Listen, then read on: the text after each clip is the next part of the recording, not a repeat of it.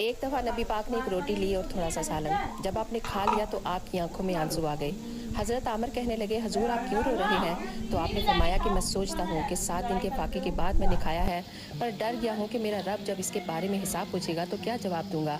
ए आमर, इस खाने का हमने हिसाब देना है जो भी हम खाते हैं। तो हज़रत उमर फारूक रज़ी अल्लाह ताला अन्हु के हाथों में कोई चीज़ थी, तो उन्होंने ज़मीन पर ज़ोर से मारी और कहा, या रसूल अल्लाह, 7 दिन के बाद हम कुछ खा रहे हैं, पर इसका फिर से हिसाब देना पड़ेगा।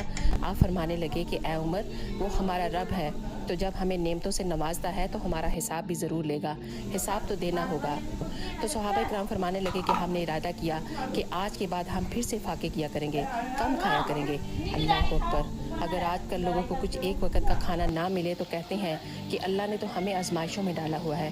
हर हाल में अल्लाह का शुक्र अदा किया करो। अगर कभी मायूस हो जाओ तो अपने नबी की ज़िंदगी को ज़रूर याद किया करो, जो पूरी कायनात के बेहतरीन इंसान हैं। सुभान अल्लाह।